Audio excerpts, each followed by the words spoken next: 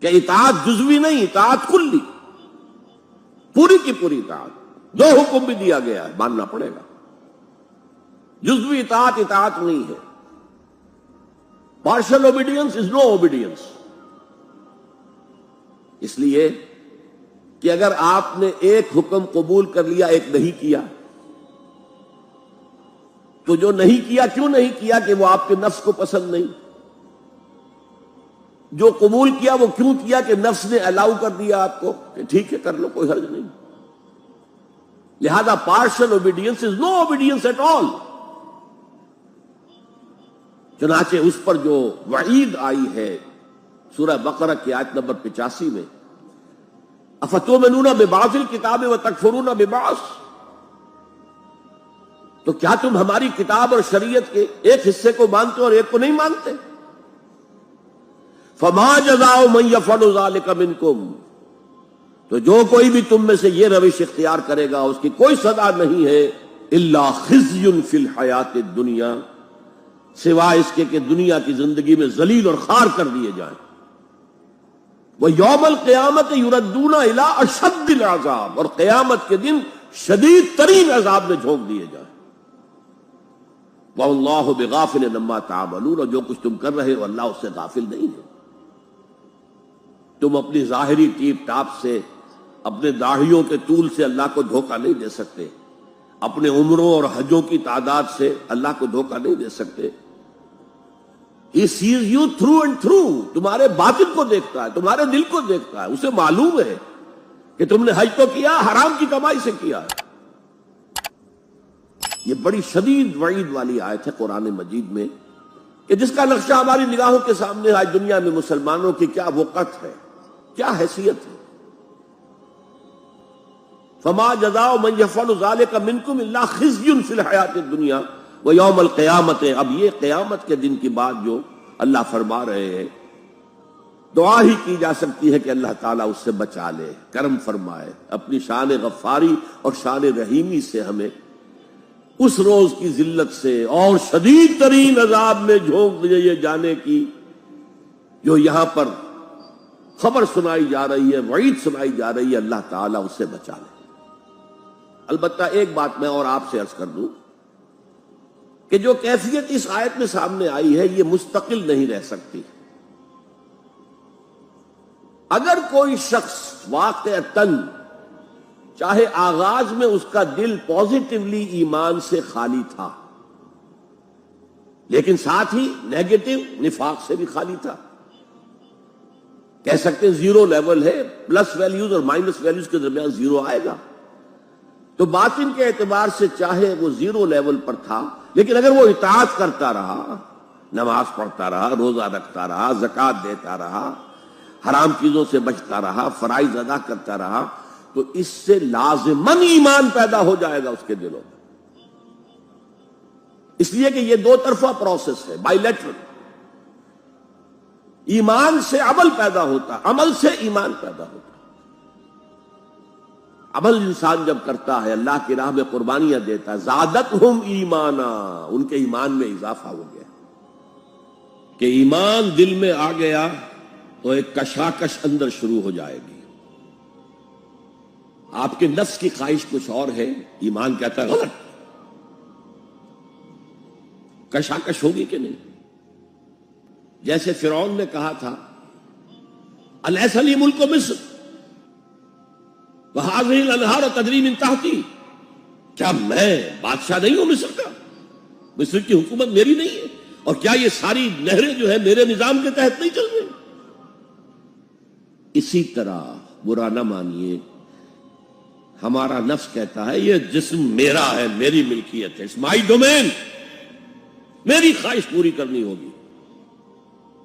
جیسے اس نے کہا میں نہیں جانتا کوئی خدا ہے میرے سوا اور میرے اوپر، میں نہیں مانتا، نفس بھی کہتا میں نہیں ماننے کو تیار، کیا حلال ہے کیا حرام ہے، کیا جائز ہے کیا ناجائز، میری خواہش پوری کرو۔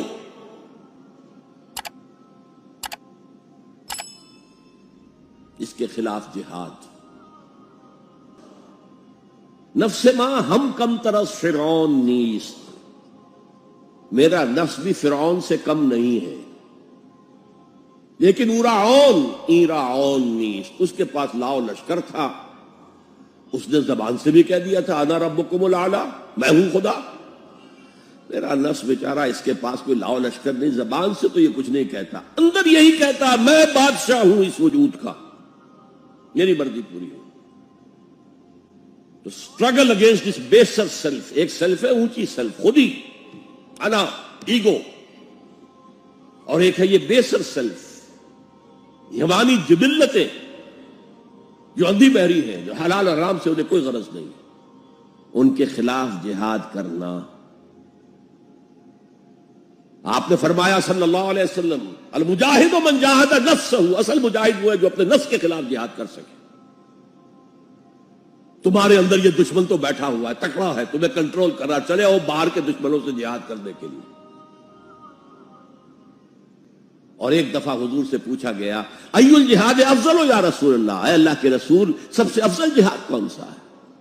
فرمایا ان تجاہد نفسک فی طاعت اللہ، اپنے نفس کے خلاف جہاد کرو، اسے اللہ کا مطیع کرو۔ یہ جو اندر کی کشمکش ہے، کشاکش ہے، یہ جہاد فی سبیل اللہ کا نقطہ آغاز، اللہ کا مطیع بنانا ہے نفس کو۔